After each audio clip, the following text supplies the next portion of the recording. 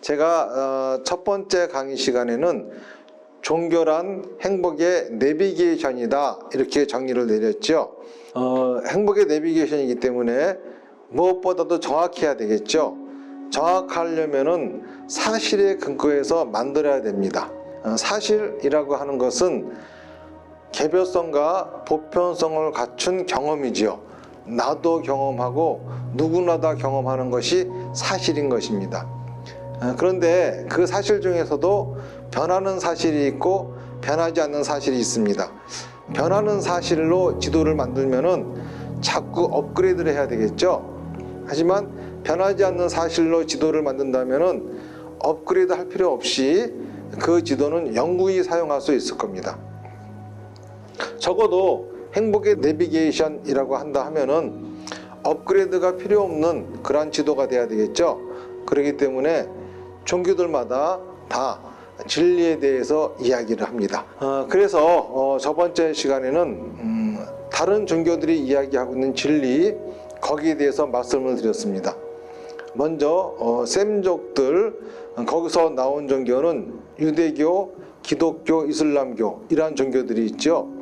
그들의 진리는 신이었습니다. 유일신. 그리고 한족들이 생각한 진리, 거기서 나온 종교는 유교와 도교가 있을 겁니다. 그들의 진리는 음양론이었습니다. 그리고 또 하나 인도 아리아족들이 생각한 진리, 그거는 윤회였습니다. 이렇게 유일신이 진리라든지 또는 음양론이 진리라든지 또는 윤회가 진리라든지 이렇게 이야기하는 근원에는 태양이 동쪽에서 떠서 서쪽으로 지는 거, 이거는 나도 경험하고 있고 누구나 다 경험하고 있습니다. 그러니까는 개별성과 보편성을 갖춘 경험이면은 틀림이 없습니다. 그리고 내가 태어나기 전에도 그랬을 것이고 지금도 그러하고 내가 죽고 나서도 그러할 것입니다. 그렇기 때문에 이거는 또 변하지 않는 사실임에 틀림없습니다. 그렇기 때문에 진리가 가지고 있는 모든 요소를 다 갖추고 있죠. 그런데 문제는 태양이 동쪽에서 떠서 서쪽으로 지는데, 그랬으면은 다음 날에는 서쪽에서 떠야 되는데 동쪽에서 다시 뜬다는 겁니다. 이걸로 인해 가지고 거기에 대한 상상이 나왔죠. 그러면서 나온 것들이 유일신이니 음양론이니 윤회니 하는 이야기들이 나오면서 그러한 것들이 진리다 이렇게 생각하게 된 겁니다. 자, 그런데 태양이 동쪽에서 떠서 서쪽으로 지는 그 이유, 지금은 우리가 잘 알고 있습니다. 지구가 자전하기 때문이죠. 자, 그러면은 지구가 영원히 자전할까요? 아닙니다. 인력이 약해지면은 자전을 멈출 수도 있겠죠. 그러면 언젠가는 태양은 동에서 뜨지도 않을 수도 있습니다. 자, 그러니까는 이 불변성이라고 하는 거, 이거는 지금은 사라져 버렸죠. 다시 말해서 태양이 동쪽에서 서쪽으로 지는 것은 틀림없는 사실이나 이것이 변하지 않는 진리다라고 하는 것은 이제는 통하지 않는 이야기입니다. 그렇다고 하면은 진짜 진리라고 하는 거는 있을까요? 라고 하는 거예요. 부처님 당시에 부처님이 제자들한테 이런 거를 물어봤습니다. 너가 태어나기 전에 이 세상에 존재했겠느냐? 그러니까는 그 제자가 네, 그렇습니다. 너는 어떻게 아느냐? 내가 있는데 다른 아이들이 태어나기 때문입니다. 자, 그러면은 너가 죽고 난 다음에도 이 세상에 존재하겠느냐? 네, 그렇습니다. 그걸 어떻게 아느냐? 내가 있어도 다른 사람이 죽기 때문입니다.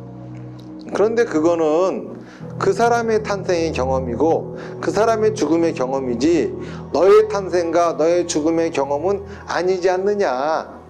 그러면은 내가 태어나기 전에도 이 세상은 존재했고 내가 죽고 나서도 이 세상은 존재한다는 것은 거짓입니까? 그러니까는 부처님께서는 모른다.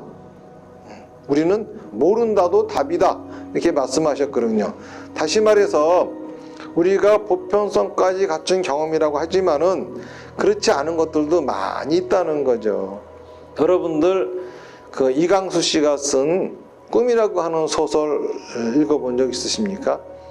거기에는요 어떤 동자승이 그 사모하는 마을 처녀가 있었습니다. 근데 그 처녀가 곧 결혼을 한대요. 그 소식을 듣고 우울한 마음으로 법당에 들어가 가지고 독경을 하고 있었습니다. 그랬더니 갑자기 법당 문이 벌컥 열리면서 그 처녀가 서 있는 거예요. 사실 저도 스님을 사모했습니다. 그런데 부모님이 원치 않는 결혼을 시키려고 합니다. 그러니 스님 저하고 멀리 도망쳐서 우리 같이 삽시다.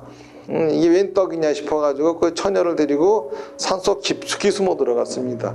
그래서 거기서 아주 늙도록 살았습니다. 그런데 어느 날 머리가 하얀 무사가 그 집으로 그 산골까지 찾아온 겁니다. 그 사연을 물어보니까는 내가 내 약혼녀가 있었는데 어느 달에 그 중놈이 그 약혼녀를 데리고 도망을 쳐가지고 내가 그 연놈들을 죽이려고 평생 이렇게 칼을 갖고 다닌다 그러는 거예요. 들어보니 자기 얘기거든요. 그 얼굴이 사색이 되는 걸 보고 그 무사가 내 놈들이었구나 그러면서 칼로 목을 탁 칩니다. 그러면서 치는 순간 눈을 번쩍 떠보니까는 법당에서 목탁 치다가 잠이 들었던 거예요. 다시 말해서 꿈이었던 거죠. 모든 게 다. 여러분들도 지금 이렇게 평생 살다가 나중에 가족들하고 빠이빠이 하면서 죽는데 대청마루에서 할머니 무릎 빼고 있다가 꿈에서 깨어날 줄 어떻게 합니까? 모를 일입니다. 다시 말해서 꿈이라고 하는 것은 꿈 속에서는 분명히 보편성을 갖춘 경험이지만은 꿈을 깨고 나면은 그거는 보편성이 없는 경험이 되는 거죠. 장자가 이런 얘기를 했다 그러죠. 나비가 되어 날아가는 꿈을 꿨대요. 그러고 나서 깨어나서 내가 장자가 나비가 된 꿈을 꾼 건지 나비가 장자가 되어 있는 꿈을 꾸고 있는 건지 다시 말해서 꿈이 생시인지 생시가 꿈인지 모르겠다 이런 얘기입니다. 이런 것처럼 사실 지금 우리가 경험하고 있는 모든 것들 이런 것들이 꿈일 수도 있습니다. 자, 그렇다라고 하면은 우리가 경험하고 있는 모든 것들의 보편성조차 입증할 수 없잖아요. 이러한 상태에서 과연 진리라고 하는 것이 있을까요? 라고 하는 겁니다. 저는 여기서 한 가지 명제를 제시하려고 합니다. 어떤 명제냐 하면은요, 나는 지금 여기에 있다 라고 하는 거죠. 나는 지금 여기 있습니다. 자, 이거는 내가 경험하고 있는 거죠. 그리고 누구나 다 경험하고 있는 겁니다. 이거는 내가 서서 꿈을 꾸고 있다 하더라도 경험하고 있는 거고요. 다른 사람들이 꿈을 꾸고 있다 하더라도 그 사람들도 경험하고 있는 사실입니다. 그리고 설사 내가 죽었다 하더라도 경험하고 있는 것이고 모든 사람들도 다 죽었다 하더라도 경험하고 있는 사실입니다. 이거는 틀림없이 보편성과 개별성을 갖춘 경험이죠. 그 누구도 부정할 수 없는 경험입니다. 그런데 이것이 변할까요? 이거는 영원히 변할 수가 없습니다. 불변성까지 갖추었죠. 그러니까는 나는 지금 여기 있다라고 하는 이 명제는 틀림없는 진리이고 또 우리가 진리를 찾아낼 수 있는 그러한 명제임에 틀림없습니다. 불교라고 하는 종교는요, 다른 종교들처럼 태양의 움직임에서 진리를 찾는 것이 아니라요, 바로 이 명제로부터 진리가 탐구되어졌다는 거죠. 자, 그러면은 이 명제를 가지고 어떠한 진리를 어떻게 탐구하고 찾아냈는지 한번 살펴보도록 하겠습니다. 두 번에 나눠서 얘기할 텐데요. 나는 지금 여기 있다라고 하는 이 말은요, 내가 지금과 여기를 경험하고 있다는 겁니다. 그렇기 때문에 지금과 여기는 나의 경험에 의해서 증명되어지는 거죠. 그런데 나라고 하는 존재는 지금과 여기를 경험함으로써 증명되어지는 거기 때문에 나는 지금과 여기가 나를 증명해주고 있어요. 그래서 이거는 크게 둘로 나눠야 되겠죠. 그래서 오늘은 지금과 여기에 대해서 살펴볼 것이고 다음 시간에는 나에 대해서 살펴보도록 하겠습니다. 지금이라고 하는 거는 이거는 뭘까요? 자, 지금이라고 하는 거는 시간이죠. 여러분들 시간에 대해서 한번 생각해 보신 적 있습니까?